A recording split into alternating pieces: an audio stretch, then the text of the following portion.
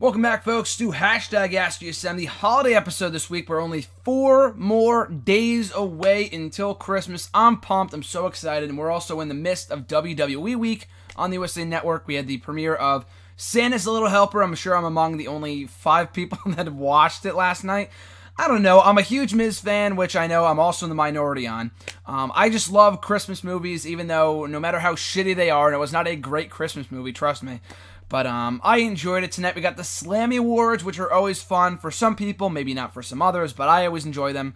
Tomorrow we got a live SmackDown on USA, and then Wednesday, Tribute to the Troops. And how can you not like Tribute to the Troops? I've talked to people in the last couple days, and they said they no longer watch Tribute to the Troops. Like, do you hate the troops? I'm just kidding. But it's a great week in wrestling. Last week was amazing. This week is going to be even better. I'm looking forward to it. It's going to be great as we quickly come to the end of 2015. A phenomenal year, a phenomenal 2015 all the way around. So with that being said, a few announcements before we get started here. Obviously, I'm in my Christmas decor here today. I am not wearing my Christmas ugly sweater. I do have an Ultimate Warrior, one of those that I got a while ago, like over Black Friday weekend, that I got on sale. I'll be wearing that on Friday. What I'm going to try to do is, because the random video blog Friday that I do falls on Christmas, I'm going to try to film the video on Friday. Sometimes I film the videos beforehand, but to get in the theme of Christmas, I'll have my my Owens hat on, my Owens Christmas hat, Fight Owens Fight, my Christmas Ultimate Warrior ugly sweater on. So hopefully I'll be able to film on Christmas. We'll have to wait and see. I'll get something up on Christmas. Don't worry about that. I always get videos up almost every single day of the week, so do not worry about that. I promise you there will be some sort of video up on Friday when no one else is uploading. GSM will be, guys. I got you covered. And last announcement here. Oh, 2 final announcements. Be sure to vote in the 2015 WWE/NXT Year in Review Awards. Polls close in about a week. 1 more week at midnight right after Raw on the 28th. Only on nextairwrestling.net. Be sure to vote there. And last but not least, as you could tell, I would have worn my Ultimate Warrior ugly Christmas sweater here today, but I did want to pimp the new merch that we got, as I revealed last week on the Facebook page and showed it off in the video blog on Friday. We got Wrestle Rant Radio merch, baby, for the first time ever. It's been in the works for a long-ass time, and it's finally coming your way in 2016. Eat, sleep, Wrestle Rant, repeat, represent the Wrestle Rant brand, baby. That's a mouthful right there. Say that 5 times fast. Represent the Wrestle Rant brand, baby!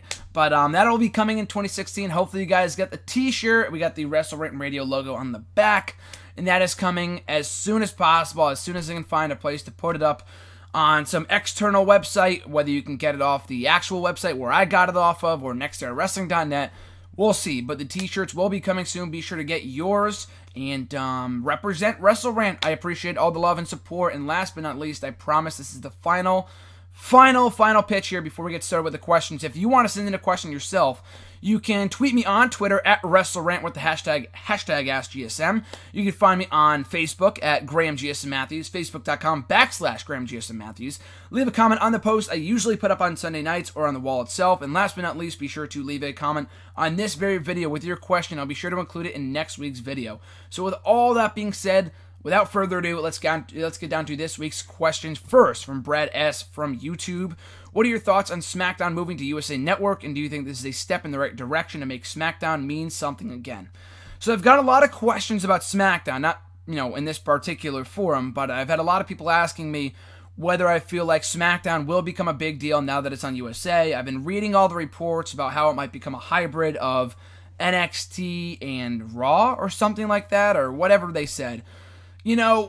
I read stuff like that, and I really try not to get my hopes up, and I try to be as positive as I can be in life and wrestling and whatever, but with all the instances and all the opportunities that WWE has had over the last 10 years or so, I mean, I made a whole article about this for What Culture a couple months ago about how WWE has had all these countless opportunities with SmackDown to make it mean something, whether it's a brand versus brand rivalry, the brand split, moving to Sci-Fi, moving to the CW network, moving back to Thursdays, moving to Fridays. They've had countless opportunities, and they've squandered it each and every time, and it always gets relegated back to being the B show.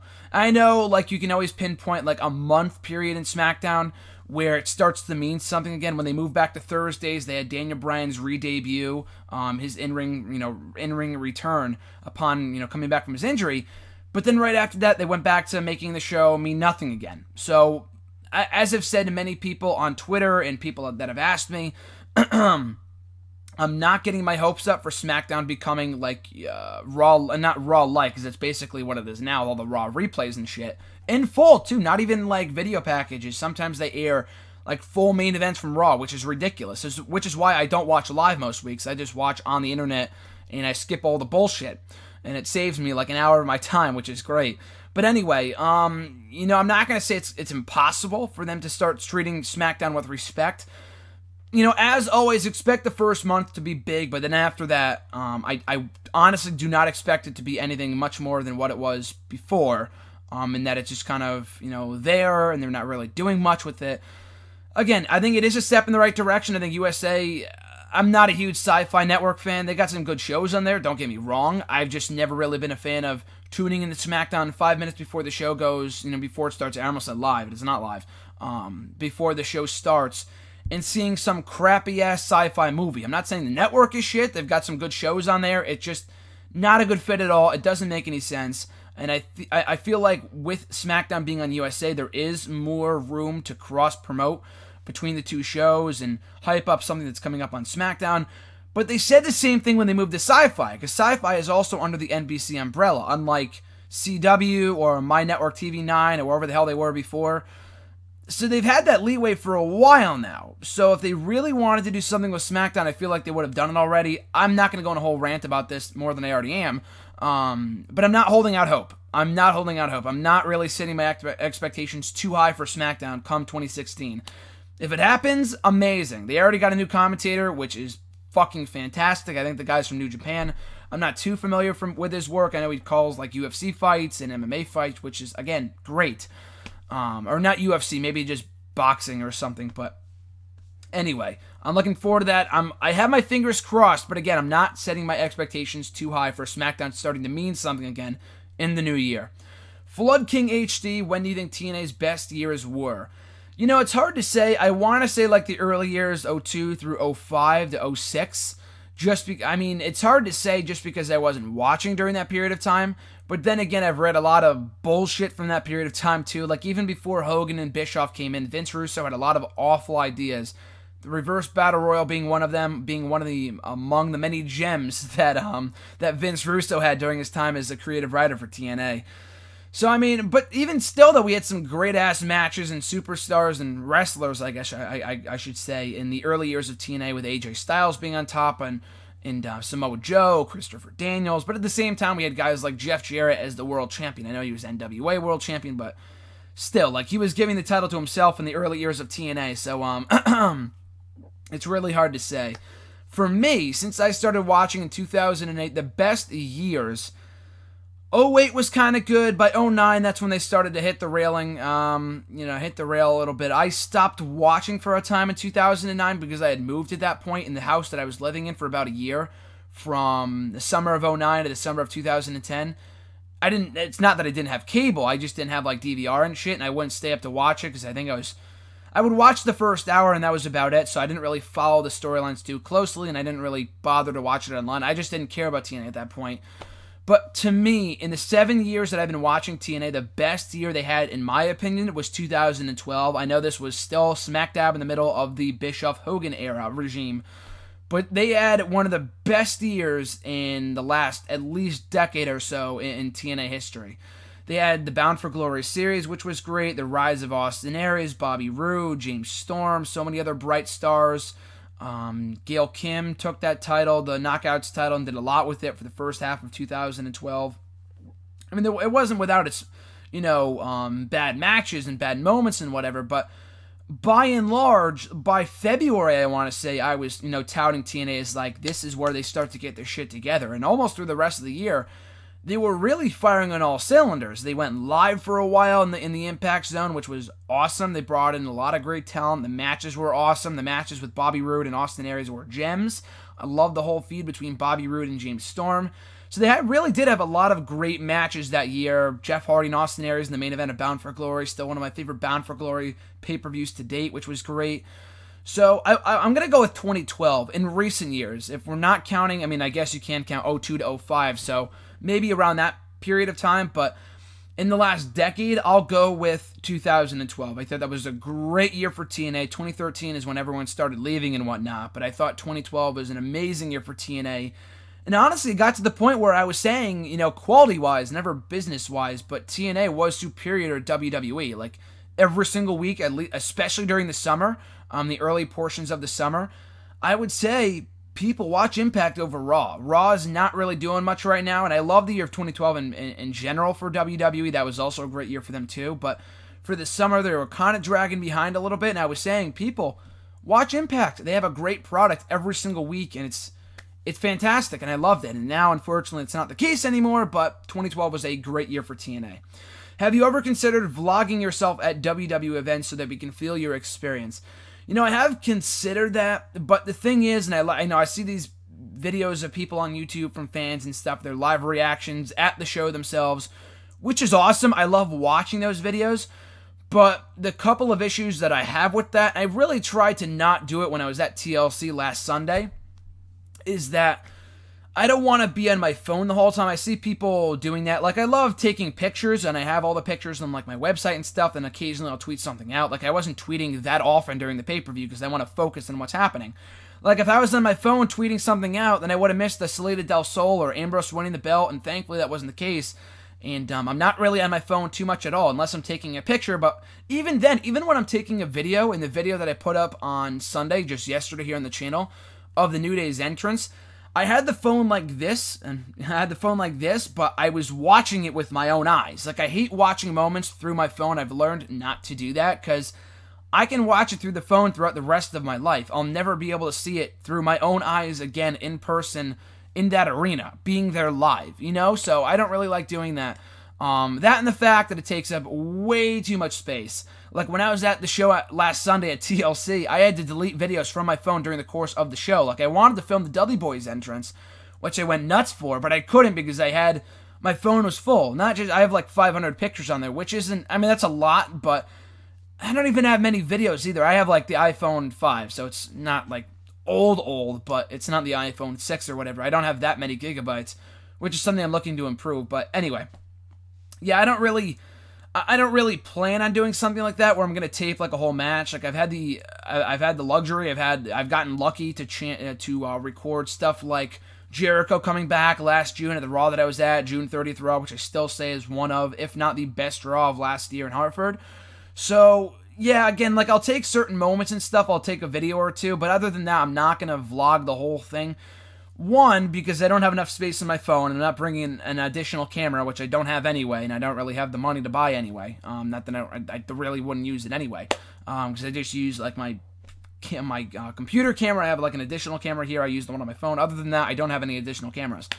And two, I just like watching the show. You know, like, I love taking pictures for you guys and videos and tweeting stuff out live from the arena, but I don't want to be on my phone the whole time. I feel like that takes away from the experience, and I've really tried to tone that down, and that's why I had it as an amazing an experience and of a time as I did at TLC, because I wasn't tweeting the whole time, even when I was tweeting, I kept on looking up and watching the action, because I don't want to miss a single thing, especially at a show like TLC where tables, ladders, and chairs galore.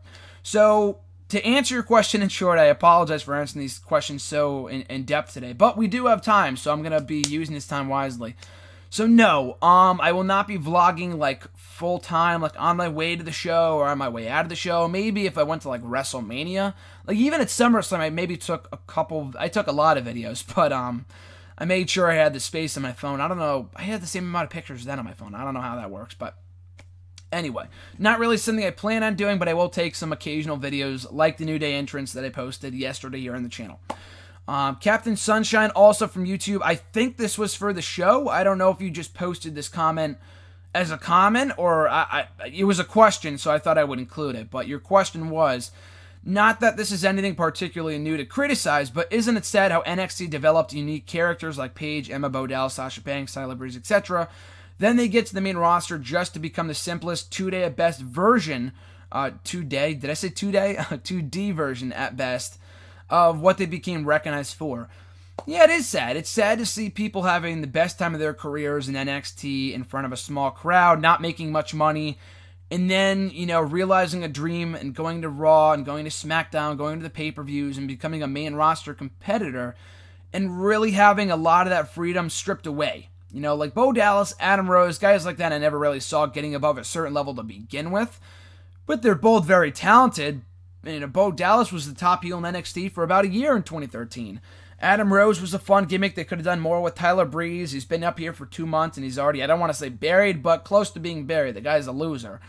Sasha Banks, not so much, but I feel like she has also lost her luster just a little bit. Emma, oh my fucking god, they ruined. Paige, not so much, but also you can kind of make a case for them too. Yeah, it is sad. It really is sad. I don't really know what else you could do. I mean, there are some exceptions, like Kevin Owens, The Shield, to an extent, the Wyatt family, Bray Wyatt. But other than that, a lot of people have been, underutilized on the main roster. So it's a shame, really. And it is sad, but there's really not much more that we can do about it other than cheer for our favorite superstars and show WWE that we care about these guys. The first KFC, also from YouTube, is Tyler Breeze at this point considered a failure? Very timely and relevant question. Let me fix my chair here. I keep on falling off my rug. So is Tyler Breeze considered a failure? It's been 2 months. Like I said, I hate to say that he's been buried so far, but what has he really done? The match with Ziggler at Survivor Series was good. It wasn't a show stealer, but it was good. The feud was a waste of time. They never really got much mic time other than when Ziggler, or rather Breeze, debuted. He lost to Ziggler on Raw and SmackDown, lost the feud, lost to fucking Neville last week, and then lost to Titus O'Neil of all people. Two of the biggest losers on the roster right now. When I call people losers, I'm not saying that they're never going to amount to anything or that they're no good. I call people losers because in storyline, that's what they are. All they do is lose. Neville, all he does is lose. All I do is lose, or however the song goes. I know it's win, but we're, replacing the lyrics here for something more relevant, I guess.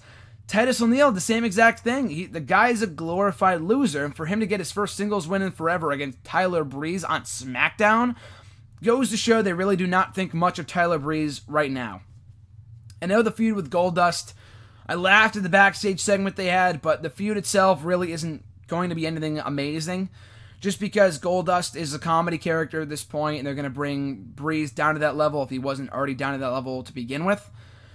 I don't know. I mean, it's so far so not good for Tyler Breeze. And I've said from the beginning, from the moment he got called up, it's going to be a very, you got to tread lightly with his character, because his character can easily fall into the Adam Roses and Bo Dallases of the world. All you got to do is Bo leave, the Rose Bush, all that bullshit that will never get above a certain level, get above like the superstars level.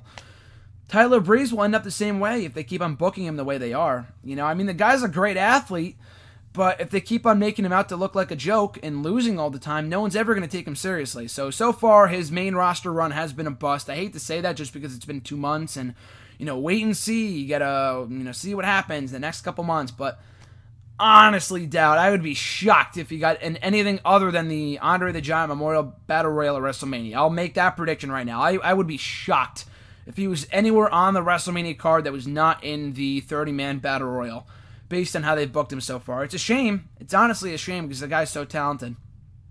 And his second question, what was better, NXT TakeOver or TLC? Easily TakeOver. That's not even really a question. I was at TLC. I love TLC, but TakeOver was better. I mean, there was not a single bad match in the card. I didn't really care for Bayley Nia Jax too much. I thought they told a different story, but I don't know, it wasn't my cup of tea. I know I wasn't expecting Bayley Banks Part 2 or anything like that. Or Part 1 even for that matter. But it was still a good match, and the show on the whole was amazing. As always, we have not had a bad takeover yet, which is incredible considering we've had 9 of them so far in the last 2.5 years. But easily takeover. That show was so much fun. The crowd was amazing. The main event was great. The tag team title match I thought stole the show. We got 2 very good women's matches, and Apollo Crews and Baron Corbin also had a pretty good match too. So yeah, great show. Easily takeover was better. Frank Ashir 15, also from YouTube. What are your predictions for the Slammy Award winners? So I know there's a lot of categories. I'll quickly run down. I'm looking at Wikipedia right now. I'll quickly run down my predictions for each category before tonight. And I'll talk about the Slammy Awards and what I like about them and whatever In a couple minutes, someone else asked me a question about that. Tag Team of the Year, New Day, easily. There's absolutely no question. Hashtag of the Year, I know a lot of these are just dumb categories, but I'll make predictions anyways. Suplex City, easily. Celebrity Moment of the Year, gotta go with Jon Stewart attacking Cena at SummerSlam, not only because I was there, just because it was a great swerve. I know a lot of people didn't really care for it. Either that or the Machine Gun Kelly thing with Kevin Owens when he, powerbombed him off the stage. That was hilarious. So probably the Stewart thing, just because it was on a bigger stage and probably more people remember than the Machine Gun Kelly thing. Tell me you didn't just say that moment of the year. Oh man, a lot of the categories for most of these Slammies are pretty good, but this one's pretty awful. Easily Lesnar saying Suplex City at WrestleMania 31. I don't think there's really much. There's not much debate there. Either that or the Rollins-Kane thing right after WrestleMania when he said Kane was there. That was pretty funny. So either the Rollins or Lesnar one. Best John Cena U.S. Open Challenge. Let's see. Ziggler, Cesaro, Sami Zayn, Dean Ambrose, or Neville. I'd probably go with Sami Zayn just because it marked his debut and the crowd was great and the match was really good. Either that or Cesaro one because the Cesaro one was in the main event. That was a great match. But I'd probably go Sami Zayn just because that was his debut and I love that moment so much. Rivalry of the Year. Cena Rusev sucked. I don't care what anyone says. That feud sucked. Reigns and Wyatt, maybe. The PCB, Team Bad, fucking Team Bella, whatnot. That was a train wreck. And it's still going on, I think. I'm not even exactly sure. Rollins and Orton was a great feud. I'd probably go with Taker and Lesnar. I think a lot of people will probably vote for that. Double Cross of the Year, Jon Stewart. Yeah, I'd probably go with Jon Stewart. All the other ones really aren't that great, so I'd go with Jon Stewart. Surprise Return of the Year, you could either go with... Del Rio was a shocker, but, I mean, his run has been a bust. At least the Dudley Boys, I know they haven't been winning a lot, but at least they're over and people still care about him. You know, Del Rio just fucking fart in church when he comes out. People just goes over like a fart in church. But I'd probably go the Dudley Boys. That's my favorite return of the year. I just thought that was amazing. The crowd was incredible. Best Original WWE Network Show of the Year.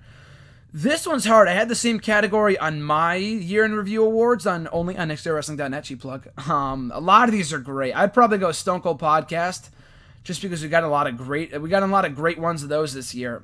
Breaking Ground's been awesome. A Love Table for 3. You can't go wrong with this category. Or 24. You had a lot of good specials. Either the podcast or maybe 24. It's hard to say. Superstar of the Year, I know everyone's eligible. If everyone's voting, like if the fans are voting, I know we got Roman Reigns last year, so anyone's eligible to be chosen. I'd probably go with Reigns again in terms of what the fans would pick. For me, I mean, I won't say who my Superstar of the Year would be, but there's so many people. John Cena, no, as much as you may hate him, he had a great goddamn year this year as U.S. champion. So either him, Brock Lesnar, Seth Rollins, obviously. But if I had to choose, it'd probably be Roman Reigns, just because he just won the belt, and that's fresh in everyone's mind. So people will probably go with Reigns. I would go with either Lesnar or Rollins. The same thing I said last year. I thought they stole the year this year. Or John Cena, maybe. This is awesome moment of the year. A lot of great nominees for this one, too. Not a bad one in the bunch. I'd probably go with Lesnar. Oh, wait a second. No, the security thing isn't on here. Fuck. Which one would I go with? Probably This Is Awesome Moment of the Year. Maybe even the Lesnar one, when he destroyed J&J Security's car. No, fuck, the RKO I thought was amazing. That was one of my favorite matches of the year and one of my favorite moments of the year when he did that RKO out of nowhere at WrestleMania. So probably the RKO, that probably won't win, but that was my favorite personally. Breakout Star of the Year, Kevin Owens. He's, a star compared to Charlotte. Won the belt, but they have not handled her very as well as they should have. Neville's been a bust. Breeze has been a bust. Braun Strowman has not wrestled much. He's been a good fit in the Wyatt family, but he hasn't really done anything. So I'd easily Kevin Owens. Diva of the Year, probably it'll be Nikki Bella, just because she held the belt for 9 months of the year. I would go with Sasha Banks because she was NXT Women's Champion for 6 months out of the year. She had 2 amazing matches with Bayley. Another amazing match. A couple amazing matches with Becky Lynch and Charlotte and NXT and TakeOver specials. So I'd go with Banks, but it'll probably be Nikki Bella. I know we'll hurry this up here. I know there's not many categories left. Extreme Moment of the Year. Brock Lesnar Undertaker Brawl. I don't think anything will match that. That was easily like one of the top moments in Raw history.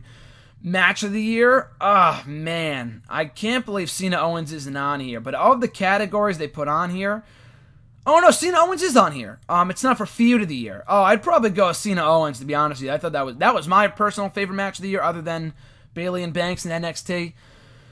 What? Wait a second. For match of the year, Sasha Banks Bayley's on here. Nah, that can't. That's not a nominee. I didn't see that the first time. That's some fan put that on there. That's definitely not a nominee. Someone must have added that on. This is Wikipedia after all. Yeah, I'd probably go Cena Owens. You could say the triple threat too. Either one of those would be amazing. But both matches were great. Taker Lesnar might win, but I'd probably go with Cena Owens. OMG shocking moment of the year. Rollins cashing in, has to steal it. Either that or Lesnar attacking the crowd. Oh, the Salida del Sol's on here too? Oh my god. Oh man. How is Sheamus cashing in on here? That should win their award for most predictable moment of the year. But yeah, Rollins cashing in, LOL moment of the year. Is the final one here. Probably New Day and Edge and Christian backstage. That was hilarious, so I'd probably go with that one. And that's it for Slammy Award moments of the year. We'll find out, Slammy Awards of the year. We'll find out who won tonight, which I'm looking forward to. Next question. His second question was from Frankishire15. Will Blake and Murphy ever be on the main roster? I've said before, I don't think so. I just don't think they have that it factor. They're a good team. I like Murphy more than Blake, the Australian one. I think he has a good look. He's a good wrestler. Blake hasn't really done anything for me on his own that makes me think he might be a star as a singles competitor. Without Alexa, they're doomed, and I think they're building to a split between the two, and with Alexa going out on her own, which she should. She's getting better in the ring. She's a great character. She's great in the mic. Blake and Murphy, without her, are nothing. They're a good tag team, but they're not special at all. So I don't think they'll ever be in the main roster. They might, but I just don't really see people getting excited for these two. There's really nothing about them that stands out as being special. Cody C, we're moving on to the Facebook questions here. Fucked up the questions, 1 second. What do you think is your favorite thing about the Slammy Awards overall, and why? Has to be the returns. That's what I look forward to about it. Every single year we had the return of Kane. I mean, I talked about it in Friday's video blog. Check it out, cheap plug, on Friday, this past Friday. My top 5 or top 7 favorite moments in Slammy Awards history dating back to 2008.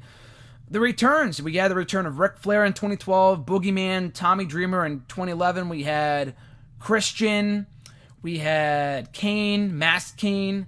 In the last couple of years, we've had John Laurinaitis, Eve, a couple of Rob Van Dam, Roman Reigns, a couple of others too. So, yeah, I'd go with the returns. The Slammy Awards aren't really great on the whole because there's no wrestling usually. I mean, there's wrestling, but it's like 2 or 3 minute matches. I've been watching the 08 one for the last, for the past day. I started watching it last night, and I've been watching it this morning too. It's on the network if you want to watch it, but there's like no wrestling on the show. The matches are like 2 to 3 minutes long, so it's not really typically a great show from an in-ring standpoint every year, but I enjoy it for the returns.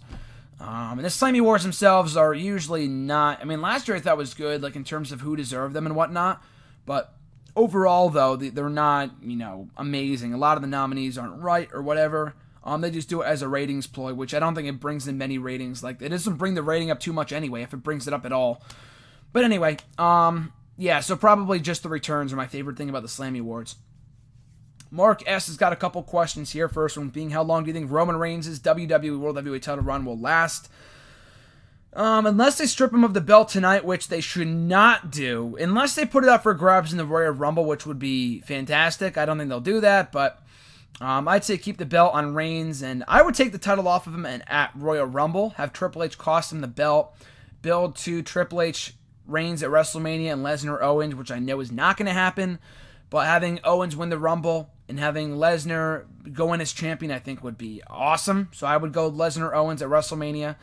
But anyway, yeah, I don't think Reigns will be champion going into WrestleMania. If they do the Triple H match at the Rumble, which I wouldn't be surprised, then easily they'll do Reigns. They'll have Reigns going to WrestleMania as champion. But if they don't do it at the Rumble, and I don't think they should save it for WrestleMania, then in that case, I would take the title off of him at Rumble. I know it's a little too soon, but you give him a nice 6-week run, and then you have him drop the belt to whoever, and then do the Triple H Reigns match at WrestleMania. His second question, what was your opinion about the outcome of the matches between Apollo Crews and Baron Corbin and Finn Balor and Samoa Joe at NXT TakeOver? Surprised, or do you think the outcomes were right? Yeah, I was surprised about Cruz and Corbin. Not that it was the wrong decision. He beat him clean. But that was a good match. Wasn't surprised that it was fine. Kind of both. I think it was the right outcome because Baron Corbin should be at the NXT title level at this point. And I was surprised, and it was the right decision. Same for Balor and Joe. Great match. I thought there was a chance Joe might win, but I got the feeling Balor was going to retain anyway.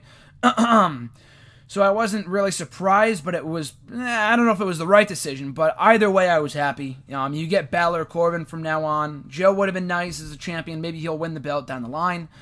But at this point, I am expecting Baron Corbin, Balor to feud over the belt in the very near future, going forward anyway. Mark's second question, do you think that when Seth Rollins returns from injury that he would have any bearing on the current Roman Reigns-Triple H strained relationship? Or is there a possibility that the feud will be ended with some involvement on the part of Seth Rollins? Would you like to see Seth Rollins involved in that feud, or do you think the feud will be over by that time? So you're talking about the feud between Triple H and Roman Reigns. By the time he comes back, which I think will be around May, SummerSlam time, so at least not for another 6 to 9 months. I think by that point, Reigns and Triple H should be over. I think it will be over. It should be over. But I think the first feud they should do when he gets back will be, and it should be, Reigns and Triple H. There's really not much doubt about that, just because, not Reigns and Triple H, I'm sorry, Reigns and Rollins, just because they've been injured every single time they try to do the match and the feud. So it's got to happen at some point. Sorry, my throat, I feel like I've lost my voice already, but, anyway, they got to do that feud at some point. Reigns and Rollins, it has money written all over it, two of the brightest stars at the moment, of the current generation. So yeah, I feel like Triple H and Reigns will be over by that point, and then you can move right into a Rollins-Roman Reigns feud. His fourth question, saw an interview today with Carmella from NXT saying that herself and Bayley are great friends. Think here that a match between herself and Bayley for the NXT title would be more exciting than Bayley losing to a heel. Maybe Carmella could get a couple of underdog victories before that. What would be your take on this, and could you see Carmella as NXT Diva Champion, or is there any other Diva in NXT that you would like to see beat Bayley for the title? Now, we talked about this last week with RJ, and she plugged, by the way, too. A lot of great feedback on that episode with RJ last week. We'll try to have him on more in the future. It just worked out that way because we both were done with finals, and we were free on Tuesday, so we recorded the episode together. And it turned out great. Had a blast with RJ filming that, and hopefully we can have him back on in the future. Someone asked if I could have RJ and John on at the same time. The only issue with that, it would be awesome if I can get both those guys on the show at the same time when I film these. But the difference is, unlike with Wrestle Rant Radio or something, I don't have people call in. I do this on camera, of course. So I only see RJ when I'm up at school in Massachusetts, and I only see John when I'm home for the holidays. I saw him 2 days ago. So it's hard to do a video with both the guys just because RJ's never in Connecticut and John's never in Mass. So the only time I've ever seen them together, I've ever had them together, was over SummerSlam weekend when we went to SummerSlam together. That was the only time. And so maybe if we go to SummerSlam together again, maybe we can film something on the ride or on the road or whatever. We'll have to wait and see. I like the idea. I love the idea of having both guys on the show at the same time with me, but unfortunately it's not possible right now because I see them at 2 different times. They live in 2 different states, but I appreciate the good feedback, all the positive feedback on the video nevertheless. But getting back to Mark's question here on Carmella and Bayley. Yeah, they are great friends. They've illustrated that very well in the Breaking Ground series. Carmella I've really warmed up to her on that show on Breaking Ground. Very much warmed up to her. She's a great person. She's improving as a wrestler, as a character. She's getting better. I feel like she's good where she's at with Enzo and Cass. I don't really see her breaking out on her own at any point in the near future. She's just not there yet. I don't know if I would have her drop the belt to Carmella. You said to another heel as opposed to dropping the belt to a heel. I see her dropping the belt to Asuka or Emma, but probably Asuka because they're so high on her right now. So I would keep the belt on Bayley until she drops it to Asuka.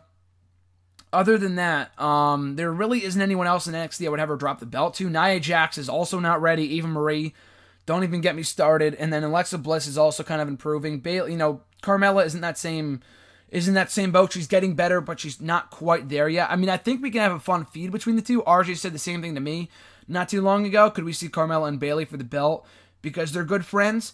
There's a chance, but I just feel like Carmella just isn't there yet, or people care enough for her to the point where People didn't care about Nia Jax either, and I don't think many people still do. But even after that performance, I have gained a little bit of respect for her.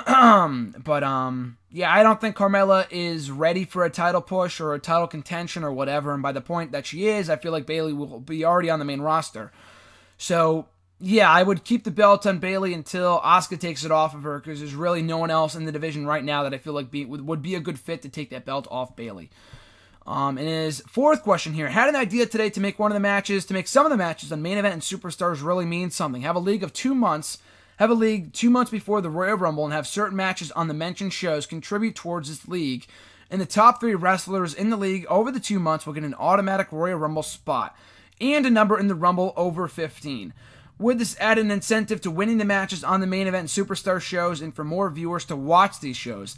I love that idea. I think it's great. I feel like the only issue is that with the people that you would have on these shows to compete in this, this league of yours would be losers. Like a lot of the people that are already on these shows, Zack Ryder, Bo Dallas, Adam Rose, Heath Slater, Fandango, so on and so forth, people don't give a shit about to begin with, and just putting a Rumble spot on the line wouldn't make people care. But if they're not going to win anyway. At the same time, though, it would be infinitely better than what they're doing right now at these shows, which is nothing. They're throwaway shows. I know they have to keep them around for TV deal purposes, but they absolutely serve no purpose at all. Like, they're a waste of shows. I just review them because they're wrestling. I like to add content to my website. But in the long scheme of things, I don't really blame anyone for not watching Superstars or Main Event, because they're throwaway matches more often than not. But it would more than definitely add some incentive for people to watch the shows if something was on the line. They used to do that back when Superstars first started. I know maybe for a year or two they had a match, like a Royal Rumble qualifying match. And I think Chris Masters won it, like against Chavo and maybe Yoshitatsu or something like that. And I'm pretty sure Chris Masters won. He was taken out immediately, so the qualifying match was kind of pointless. But at least they made an attempt to make the show mean something and make the matches mean something on Superstars, as opposed to just giving us random throwaway matches. So yeah, I like the idea. I don't think they would ever do it just because they don't give a shit about either show, but I do like the idea to make both shows mean something if they were to do something along those lines. Andre G, what are your thoughts on a potential Nia Jax and Asuka feud? That looks like the direction they're heading in. That's why I thought Nia Jax was winning the belt, just because they teased the feud with Asuka. I'm so glad that wasn't the case. She's just not ready. But if Bayley could get a good match out of Nia Jax, I'm sure Asuka could too. Bayley is, I think, the best worker they have right now. And, Asuka's an equally excellent worker. I'm sure she can get a great match out of Nia Jax. So, it's a good feud, especially if it's not over the belt. If they do a triple threat with Asuka, Nia Jax, and Bayley, even better. But even if it's not over the championship and it's just Nia Jax, Asuka straight up, it could be a good feud where we need a feud in the women's division actually, I take that back. I was going to say we need a feud in that division that's not over the belt, but we kind of already have that with Asuka and Emma and Dana Brooke. So, yeah, I think it's a good feud for Nia Jax, another stepping stone on her way to the top in the division. She's improving well. She's not there yet, not even close. But Asuka can take her to the next level in a series of matches with her. Second question here from Andre. Do you see Sami Zayn winning and becoming the only 2-time NXT champion? No, I don't. I've said this before. I talked about it in an article for Hidden Remote 2 weeks ago, maybe last week, about how Sami Zayn, his place is on the main roster. I know people have more fun in NXT. I understand that. But you make more money on Raw and SmackDown. And at the end of the day, NXT is developmental. I don't care what anyone says. It's the stepping stone to the main roster. No matter how bad Raw and SmackDown can get at times, it's still that level that every wrestler wants to be at, just because they make more money, more exposure, more merchandise, and so on and so forth. So Sami Zayn, he debuted on Raw back in May, and I feel like his time is now to be called up. He's been in NXT for at least 3 years at this point. Like, he's ready to get called up. He's been ready for the last 2 years now. And there's nothing left for him to do except win the belt back, but with Corbin being in title contention, which I feel like that's the next feud they're going to do, Balor and Corbin, there's really no place for Sami Zayn in NXT. Maybe for like a month or two, just to get him back in the swing of things before he debuts in the Rumble or night after WrestleMania or whatever it might be. But in the meantime, though, I don't see him winning back the belt. Unless they do Balor and Zayn, which would be awesome. I don't think they might. I think the next step is Corbin and Balor. And then Zayn can go back up to the main roster. So I don't see him winning back the belt. It would be cool, but At the same time, I feel like his time is on the main roster. There's nothing really left for him to do in NXT. His third question, rumors have it that Michael Bennett and Maria are heading to TNA. What are your thoughts? I mean, it's really disappointing, not because, TNA's a dead brand, which it is. I know they're moving to a new network, and TNA might want to stack up on as much star power as they can get with new fresh faces, which they do need. They do need a lot of fresh faces on their roster. They have a very stagnant roster right now, especially with the Hardy Boys being out, or, Jeff being out, and Angle leaving soon. They really have no stars, with the exception of maybe EC3. But Michael Bennett is a star. I think he's not a glorified star, but he's, on his way to being one as a singles competitor. He's a great talent. I've been watching him on the indies for at least 6 or 7 years now. Maria's great too. It's disappointing because I really love the Kingdom. His tag team with Matt Taven I thought was great, and I'm very disappointed to see him leaving. But if he's not headed to NXT, which I don't think he is, Michael Bennett and TNA would be a decent fit for him. Like I said, though, I feel like TNA's a dead brand. I mean, good for TNA. It's a good get for TNA. But for Michael Bennett, though, he might make more money over at TNA than he is in Ring of Honor. I have no idea. I just feel like he'd be a better fit in Ring of Honor where we can have, again, it goes back to the whole main roster thing. He might be making more money over in TNA, but not having as much fun. So good for him, whatever makes him the most money. But at the end of the day, though, I feel like he's a great fit for Ring of Honor. Because his tag team with Matt Taven I thought was great and did not reach its full potential.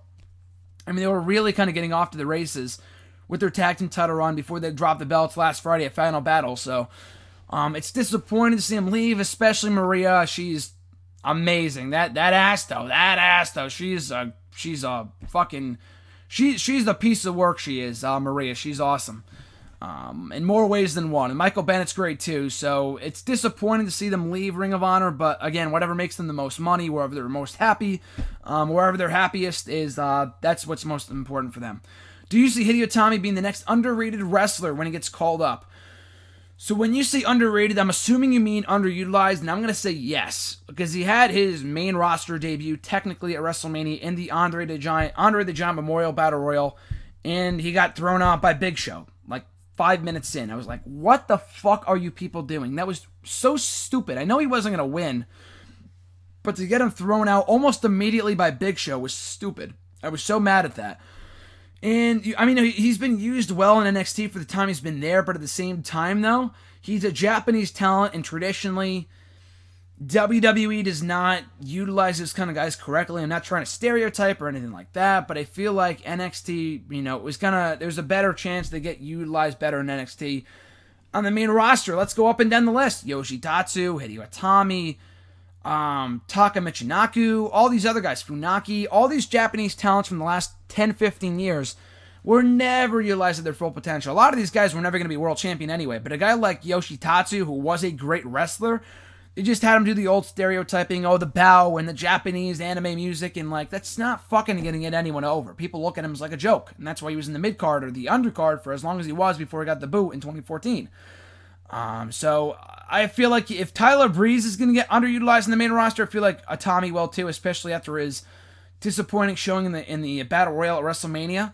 But yeah, I feel like he will be underutilized or underrated, as you say, on the main roster just because of the old tradition of not utilizing the Japanese talents correctly. I really want to be wrong. I really want to say that he will be utilized properly, but only time will tell.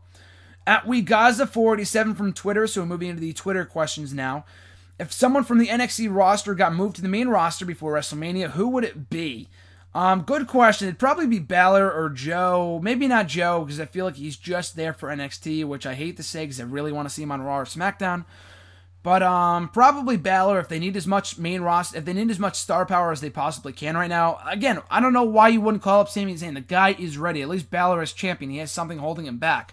Sami Zayn's done it all. Bring him up already. So either Sami Zayn, maybe Enzo and Big Cass, just because they didn't win the tag team titles at TakeOver, and that might be an indication they're being called up, and they've been there for like 3 years now. They've been there forever. So that might be an indication they're getting called up very, very soon. So either Enzo and Big Cass, Bayley, they might wait until after WrestleMania because she's champion right now anyway. There's a chance maybe she might get called up before then, but I would just wait until the night after WrestleMania. So either Balor, Enzo and Cass, Bayley, or Sami Zayn, I feel like there's a chance that any one of those guys could get called up, or girls could get called up before WrestleMania in April. At DC94_, who's going to be the breakout star in 2016? I put Kevin Owens. I know he really had a breakout year this year as Intercontinental Champion, NXT Champion, beat John Cena clean his first match in, got promoted to the main roster. But I do feel like 2016 will be the year where he finally becomes world champion. That's like one of my bold predictions for next year. We will go back on this video a year from now and see if I was right. But Owens, I feel like 2016 will be his year and he will finally become world champion in 2016. Mark my words. So it could be a breakout year for him. Finn Balor, too, he will get called up next year. It has to happen. It has to happen. And I said it right after WrestleMania this year. People didn't believe me. They thought he would get called up sooner. It has yet to be proved the case, but I said last year Balor will be the next call-up the night after WrestleMania 32, so bank on that. Not Sasha Banks, but bank on Balor getting called up the night after WrestleMania. And so yeah, I feel like when he gets called up, he'll be a fucking star, so he'll be a breakout star too. So either Owens or Balor will be breakout stars in WWE in 2016. At E13A, Brad Maddox has been saying that Vince McMahon is actually easy to talk to and likes when people have the balls to talk to him and take their careers in their own hands instead of relying on writers. Do you think that's why Vince meant do you think that's what Vince meant back in the Stone Cold Steve Austin podcast when he said wrestlers today aren't ambitious, that they just wait for the writers instead of talking to him? I disagree with that just because when I listen to wrestlers on podcasts and stuff with Jericho and Stone Cold, and Maddox has said it too. You mentioned Maddox, the guy brought up ideas and they didn't do anything with him. He brought up ideas to them, and I heard in interviews that he said to Vince and others that he had an idea to do like a crazy caveman gimmick, like he would be a crazy person, whatever. And they never did anything with it, and they had him sit on the sidelines.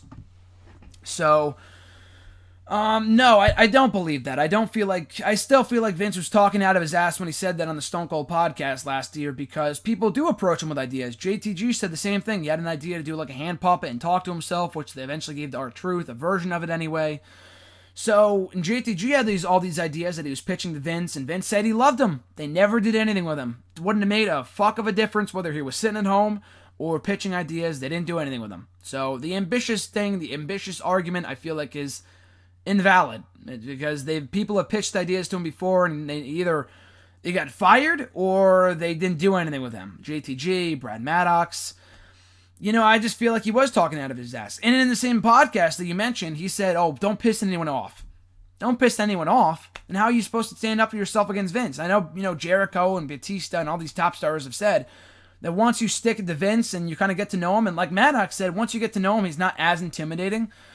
But at the same time, people have spoken up to him before, but it depends maybe what mood he's in. I don't fucking know. But if you piss him off and you say the wrong thing, even if you're sticking up for yourself and you want to, stray away from getting heat, you get fired. So it really depends on who you are. There's no set criteria for getting a push in WWE and for who deserves it and whatever. It's not a matter of being ambitious enough, because people have come up to him with ideas before and he hasn't done anything with them. So that's not the case. Zack Ryder, the same exact thing. He came up with his own ideas and they fucking buried him for it. So, and that's ruined, like when JTG said on Jericho's podcast last week, that it ruined any motivation that he had to do something with himself and get himself over. Because after what happened to Ryder, he felt like the same thing would happen to him, and it's not even worth it.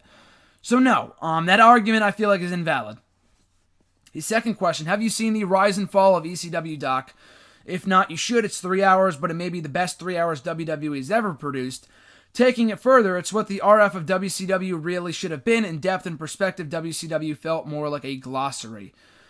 The rise and fall of ECW doc, is it on the network or is it on DVD? I've never seen it, no. I don't think I even heard of it. It's not the volume 1, right? I know they've come out like the best of ECW, like volumes 1 through 3.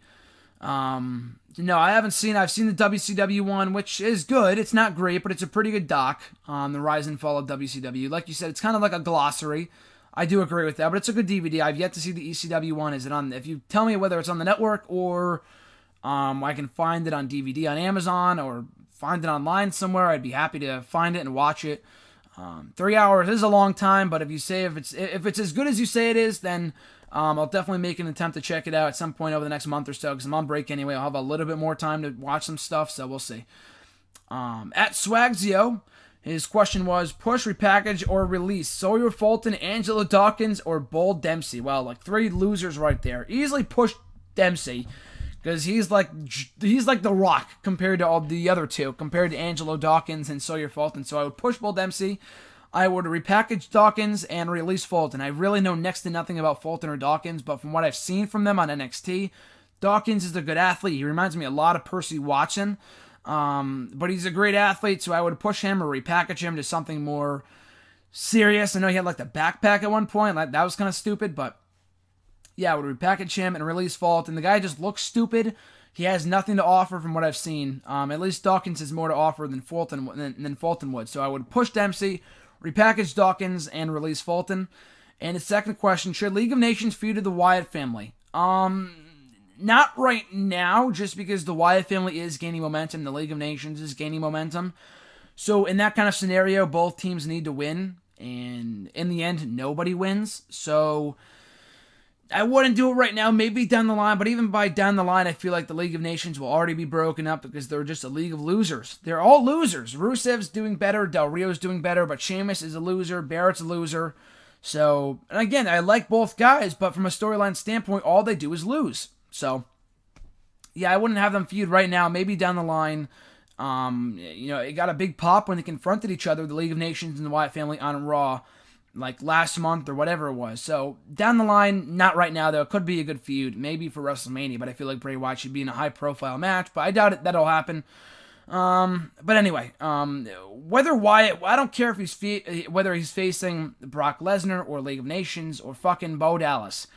He needs to win at WrestleMania. Bray Wyatt has to win next year. He cannot go 0-3 at WrestleMania. He cannot. So yeah, good feud down the line, just not right now. At DAJOSC11, if I said that correctly, Danny's question was, how do you think Sami Zayn will do on the main roster? Do you see him getting called up before WrestleMania in the Rumble match? So like I said before, and in that article I pitched, I plugged earlier on Hidden Remote from last week, I said in the article that Sami Zayn, I feel like, will have no problem getting over on the main roster because the guy just has a natural connection with the crowds. He's a great character. He can kind of fill in that void that Daniel Bryan left behind. He's a great wrestler. He's got great mic skills. So I see him getting over no problem on the main roster unless they just make him into a complete and utter loser by having him lose all the time to like Adam Rose and shit. He should be fine and give him some sort of direction. So I feel like Sami Zayn will do pretty well on the main roster. As far as him getting called up before WrestleMania, it should happen, just because, like I said earlier, he's done it all in NXT. There's really nothing much more for him to do, and in the Rumble match would be great. I would have saved his return for the Rumble match and had him eliminate Owens or something, but he's already coming back on NXT next week or on this week's episode, so that's not happening. I mean, he might still be in the Rumble, but it won't be like a surprise return because he already has returned in the ring this upcoming week on NXT. So yeah, I do feel like he is ready for the main roster. He can get called up at any point now. I feel like he is ready, but they do want to wait until after WrestleMania to bring him up so he's not in like a pre-show match at WrestleMania. I'd be fine with that too. At RJ_Marcel, my brother, his question was, who will be a breakout star in NXT in 2016? This year we saw Dash and Dawson as well as Gable and Jordan. I was looking up and down the NXT roster and seeing like who could break out in 2016. A couple people came to mind. Maybe Nia Jax if she improves. I'm not the biggest Nia Jax fan. RJ knows that. But I feel like if she continues to improve, she can be something good for the NXT women's division in 2016 and NXT in the upcoming year. Ty Dillinger, if he stops being a loser and they, utilize him more than just an enhancement talent, he can be a great asset to NXT in the new year. He's over as it is. They just need to do something with him. And then Elias Sampson, who we will see the re-debut of this upcoming week on NXT in England, in London. If they push him properly, I don't know how the old, honky-tonk man gimmick will work out for him, but he's got a good look. He's a good wrestler from what I've been seeing from him for the past year or so now. So yeah, maybe Sampson, Nia Jax, or Ty Dillinger might be breakout stars in 2016 for NXT. At Scarlet One, their question was kind of a long-winded question, and a rephrased question from last week, but to try putting my presence question in a clear perspective, let's say The Rock wrestled a broomstick. He wouldn't carry it to anything good, but the moment he hits the people's elbow, the entire crowd, even if awkwardly silent beforehand, will pop for The Rock doing Rock's trademarks. It's not about whether or not Rock is objectively good wrestler. Disregard that. It's rather that the idea of The Rock, the mannerisms, attitude, and look cover up whether or not he's actually doing what he's doing is even worthwhile. Hence why it doesn't seem to matter if someone's getting a reaction for a good or bad reason, only that there's a reaction. So to hopefully sum it up better this time, has the idea of a superstar overshadow the content of a wrestler? Yes, I do agree with that, but they need stars. They need people like that, like a Rock, where it doesn't matter if you're a good wrestler. Fuck being a good wrestler. Like, I'm a huge wrestler mark. I consider myself a wrestling purist, but at the same time, they need people like that, where whatever they do gets a reaction. They have barely anyone like that nowadays. Like I've said before, they have hardly any stars. Other than maybe New Day, Owens, and the obvious one being John Cena, they have no real stars on the roster right now. I mean, we have some great wrestlers, Neville, Dolph Ziggler, Cesaro, but they're not stars. Who cares if they're great wrestlers if they're not getting a great reaction? You know, I feel like being a great wrestler, it is an asset to me that's important, but if it's not getting a reaction, then it doesn't fucking matter. You need to have that connection with the crowd. So, is it becoming more about being a superstar than the content of a wrestler? Yes, in a way, more so in the Attitude Era than right now. We've had a lot. The amount of wrestlers that we have in the roster beats out anything we had in the Attitude Era from an in-ring standpoint. In terms of being a great technician or a great mat wrestler or whatever, we have far more of those than we ever did in the Attitude Era. Absolutely, but at the same time, they had people caring about their characters because they had character development and they can connect with the crowd through their mannerisms and their look. We do not have that nowadays. So whether it's more about presence nowadays or not doesn't really matter, but it should be. We need more wrestlers like that they can go in the ring, whether they can't go in the ring. It doesn't really matter. Enzo and Cass, and I've said before, are like this generation's New Age Outlaws. The New Age Outlaws, name one great match they had. They were not great workers. Billy Gunn was a great worker. Road Dogg couldn't wrestle for fucking shit. But they were pretty decent workers. Enzo and Cass had a great match with Dash and Dawson on Wednesday at TakeOver, but other than that, couldn't name one great match those two guys had. Enzo and Cass. They're over as fuck, but they're not great wrestlers. So it should be more about that than being a great wrestler. In a perfect world, I would love to have somebody who's a great wrestler in addition to being a great superstar, but right now I feel like whatever gets a reaction, good or bad, whether it's, for an amazing move or just for flipping somebody off or whatever, we need more of those people so we have real stars on the roster right now. So at Scarlet One's next question was, what would have Shawn Michaels' legacy been like if he never returned from WrestleMania 14, backstage warts and all? Oh, man, he still would have been one of the greatest of all time, because by that point, he had been wrestling from, 1985, 86 until 98. So that's a solid 12, 13-year career. That included his huge moment at WrestleMania 12 against Bret Hart, his matches with Stone Cold Steve Austin, matches with Bret Hart, the Montreal Screwjob. From a wrestler standpoint, still would have been one of the greatest of all time. I don't think that would have changed at all. But you said backstage warts and all. He probably... man. It's hard to say. It's really hard to say. Hogan never put a single fucking guy over. I mean, he probably wasn't as big of a dick backstage as Shawn Michaels was. Even taking that all into consideration, he still would have been one of the greatest. Just because he was an asshole backstage, I feel like people still wouldn't... They wouldn't say, oh, he was a great wrestler and all, but he was a terrible person, so he's not one of the greatest. I feel like that's not a great asset to have, a great attribute to be known as a dick backstage, but can't take away his accolades as a two-time Royal Rumble winner, multi-time WWE champion, main event at WrestleMania on multiple occasions. So, easily, and a former Intercontinental Tag Team Champion, former Tag Team Champion.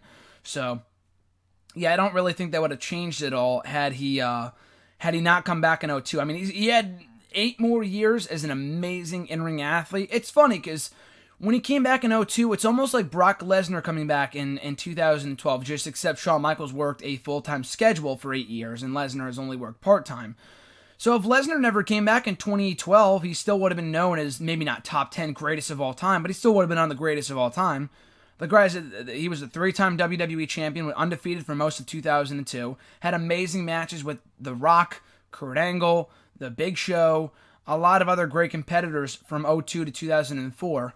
So even him, for 2 years, would have been great. Would have been known as one of the greats, top 50 easily. When you put top 25 too, I would say. But even for Shawn Michaels, the 2002 to 2010 run, he only had one world title reign, one world championship reign, and he had so many amazing matches. He still would have gone down as the greatest of all time, even without the Undertaker match at WrestleMania. Though both those bouts at 25 and 26. Obviously, it's only helped enhance his legacy. But, even disregarding that run, his second run, that 8-year run from 2002 to 2010, still would have been one of the greatest of all time. So, yeah, his legacy still would have been great. Not as great as that has become in working those 8 extra years and all the just untouchable matches he had with Kurt Angle, The Undertaker, John Cena, Triple H, and all the others that he faced in that 8-year period. It wouldn't have taken away from it whatsoever. Our next question, is there anything necessarily left for Sting to do in his WWE career? So again, kind of a rephrasing of last week's question when they said that, is Sting's career satisfactory? What is left for him to do in WWE? Win a fucking match. But, at the same time, I'm not going to say I hope he comes back just so he can win a match.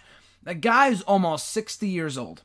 If he doesn't come back, and I don't think he will, honestly, then it's fine. At least he could say he wrestled in WWE. Some will tell you, I really wish he didn't come over at all. They ruined his legacy. They didn't ruin his legacy. The guy's been wrestling for 30 years. He chose to lose, as Scarlett once said on Twitter. They told me, and I have yet to watch the doc yet, but I put it on my Christmas list. I'm hoping to watch it by this upcoming weekend if I do get it.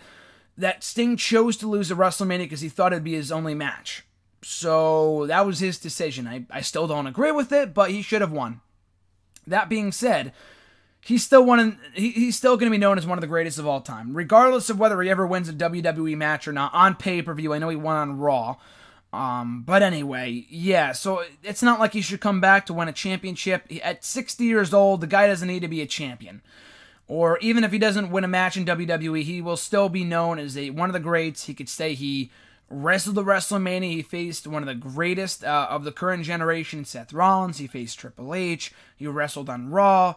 He debuted on Raw. He had a match at WrestleMania, like I said. So he could say he had these different moments in matches. He wrestled in WWE, which I'm content with alone. He doesn't need to come back and prove himself by winning another match or blah, blah, blah.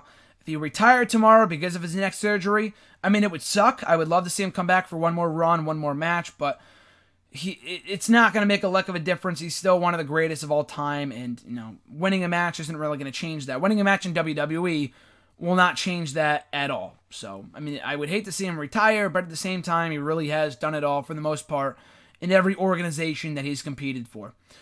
Their next couple questions: what is your favorite Trish Stratus moment?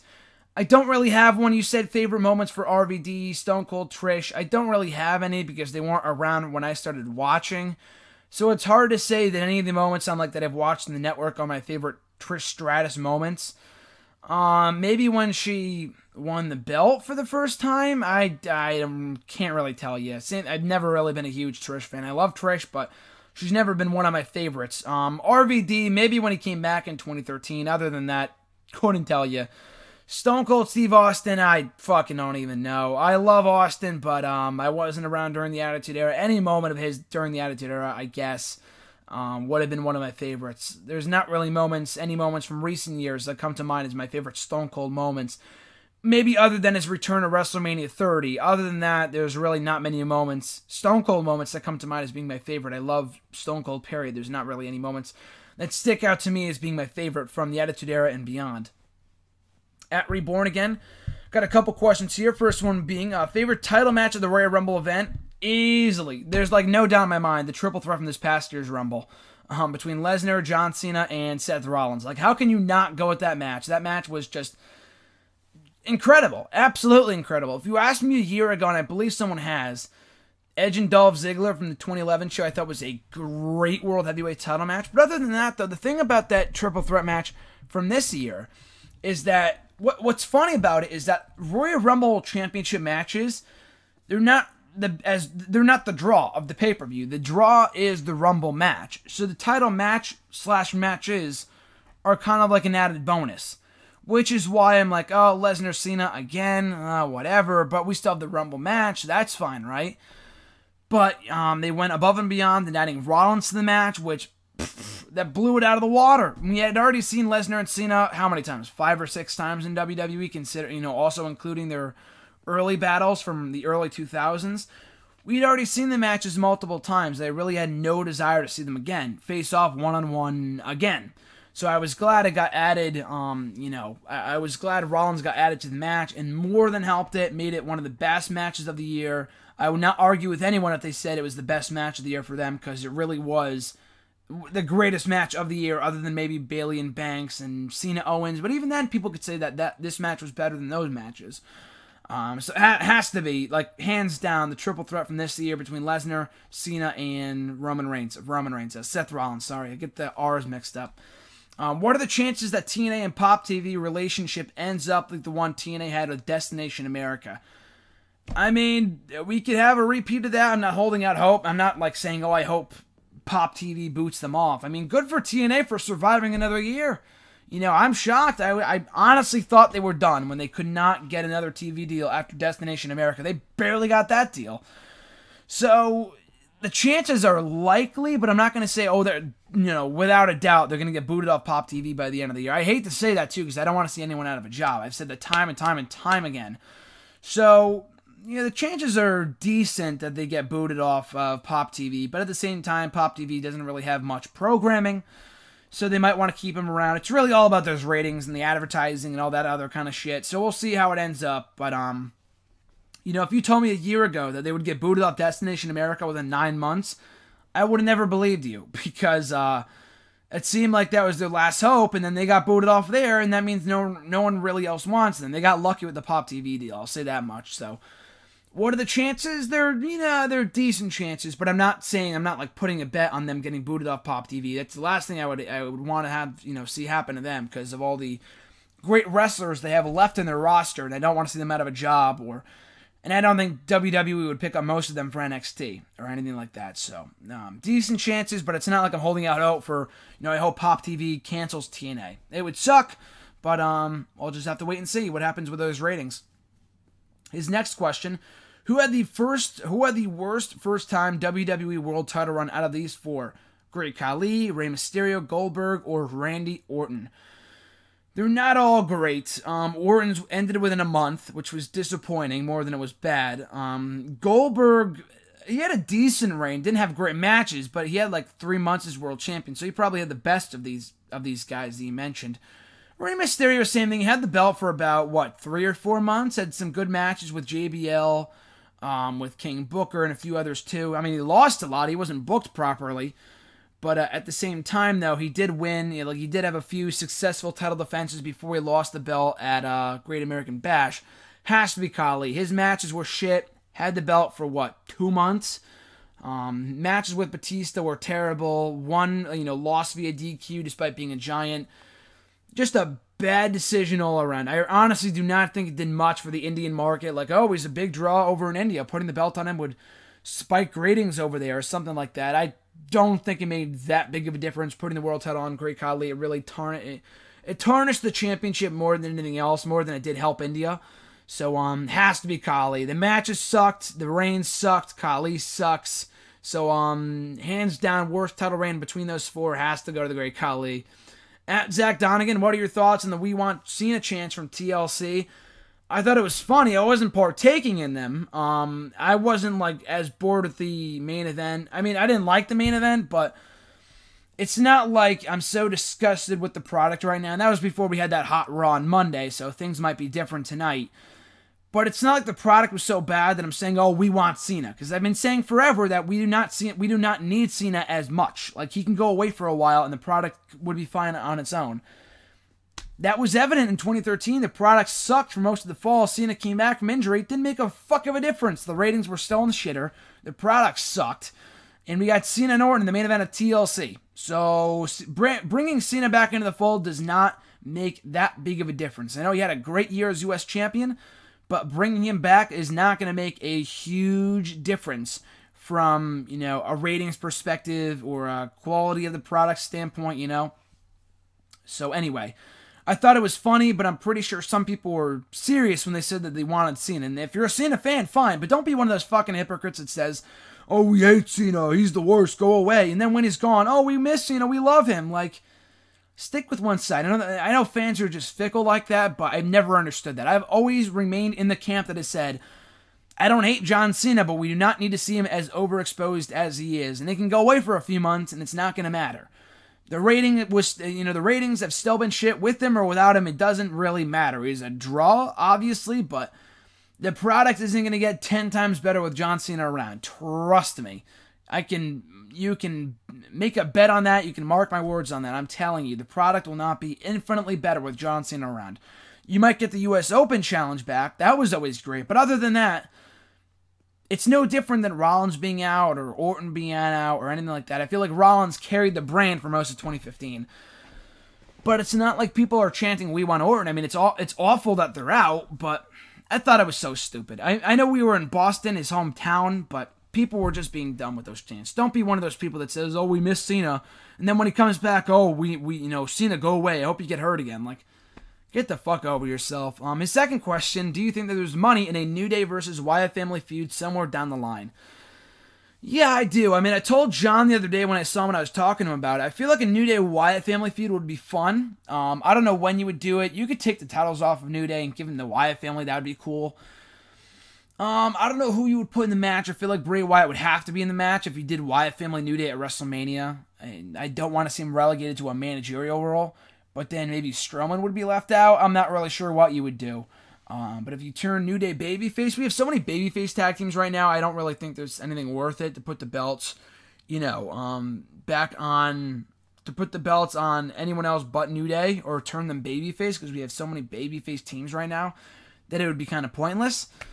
To turn them, at least at this moment in time, to turn them babyface would be a disaster, because I know they're over and everything, but we have no heel tag teams other than New Day, any real credible heel tag teams. So I would keep the belts on them for a little while longer. And that being said, Wyatt family New Day feud, yeah, it could be fun. It could definitely be fun. Wyatt family, the dynamic that they might have would be pretty cool. New Day as baby faces, Wyatt family as faces, maybe, but I feel like New Day are more due for a face turn than Wyatt family is right now. But yeah, fun feud, maybe at WrestleMania. We'll see. I feel like that might be an undercard match, but I don't really see Bray Wyatt being in a top tier match at WrestleMania this year anyway, so we'll have to wait and see. But yeah, it could be a fun feud down the line. And his third question here, I know I've asked this before, but if SmackDown becomes its own entity in 2016, who would you like to see become the new SmackDown 6? I've said this before, I don't know who I chose the first time, but looking up and down the roster, I would go for really no rhyme or reason other than these guys are 6 great workers that would work very well together and flourish on SmackDown. Ziggler, Cesaro, Daniel Bryan, Neville, Owens, and Breeze. Maybe Ambrose too, but I feel like by the time that would even happen, if we had a new SmackDown 6, Ambrose would be at the world title picture. Maybe, but if not, I would I'd take Neville out there and put Ambrose in instead. But that's, assuming Bryan will be back. We have no idea at this point. But again, I'd choose Ziggler, Cesaro, Daniel Bryan, Neville, / Dean Ambrose, Kevin Owens, and Tyler Breeze. Those 6 guys could have amazing matches with one another and could very well be that new SmackDown 6, as you say. And the final question comes from Matt Ninja Rollins. What was your favorite part about TLC being there live? I said this last week, but the Salida del Sol off the top of the ladder was just insane. Probably the craziest thing I've ever seen live. I was like, oh shit, he's not going to do it. He's not going to do it. He's not going to do it. Oh! Place went nuts. I lost my shit. I lost my voice almost 5 minutes into the show with that Salida del Sol. It was just balls off the wall crazy. Just insane. So it has to be that Salida del Sol. Either that or Ambrose winning the belt were my 2 favorite moments of the night. Or Reigns beating the shit out of Triple H at the end. It was a really good show overall. I enjoyed it. But my favorite moment, My favorite part had to be Salida del Sol off the ladder. That was just incredible. Incredible. That guy, Kalisto, is going to be a star. I've been saying that forever now, but Kalisto will be a star if they can stay the course with him in the future. And that's going to do it for this week's edition of Hashtag AskGSM, this holiday episode, only days before Christmas, which I cannot wait for. You guys are great. As always, thank you for sending in your questions. And I'm on break. As you can see, I'm in my bedroom right now, so I will not be back on campus until late January, which means I'll have some more time to film these videos. I mean, I usually go overtime anyway. Next week, which is exciting, hopefully if everything works out and John's free, I will be hooking up with him on Monday. I might be over there in time to film Hashtag with him. I'm not sure, but we definitely will be doing Wrestle Rant Radio and revealing the results of what I plugged before, the 2015 Year in Review WWE/NXT Awards. So we'll be doing that. Maybe Hashtag AskGSM. If not, I'll film it earlier on in the day for the final episode of 2015. And this show has come a long way, even since the start of this year. I went back and watched, videos from earlier on in the year. I watched one from like January. And, one of you guys asked me, like, what my bold predictions were for 2015. I think I got, like, one of them right. And I hate making predictions because anything can happen in wrestling, and I'm just not good with predictions to begin with. But, anyway, yeah, final episode of 2015 next week. I'm looking forward to it, maybe with @JNAP's Ring Wrap on the Twitter. It could be a lot of fun. We'll have to wait and see. I'm hoping I get to see him next week. He might be working. He might be busy. On the 6-year anniversary of when we went to Raw together in Hartford, my first ever live Raw. And 6 years later, we might be hooking back up on the very same exact day on Monday to film Hashtag AskGSM, which could be awesome. So start sending in your questions now by tweeting me on Twitter @WrestleRant with the hashtag AskGSM.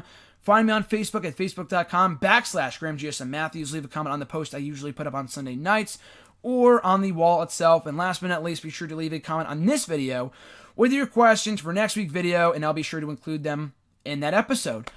Speaking of which, we've been getting a lot more YouTube comments lately. I think we hit the record.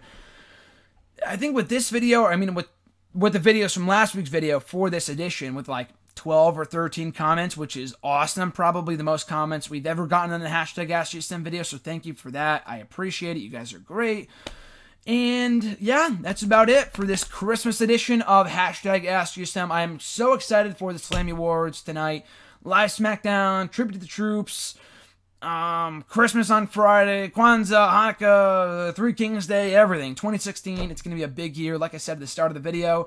Wrestle Rant Radio t-shirts, Eat, Sleep, Wrestle Rant, Repeat. These t-shirts will be on sale at some point in the very near future. Stay tuned to my social media pages for more info on that. And that's it, guys. Have a great Christmas week. All the videos will be going up. Hashtag no days off over here. I'm still posting videos every single day of the week. Tomorrow, we've got my review of the Royal Rumble 1994 going up. Wednesday and Thursday, Wrestle Rant Radio excerpts. On Friday, on Christmas, will be the Wrestle Rant Radio blog. So, as I said, or the random video blog for Fridays. As always, will be going up. I'm hoping to film it on that day with my live reaction to stuff I got on Christmas and stuff like that, so stay tuned for that. Saturday, my review of Royal Rumble 1995, and next Sunday, some random-ass video I'll probably post. And that's it, guys. Have a great week. Have a very Merry Christmas. I'm Graham GSM Matthews, and I'll catch you guys down the road.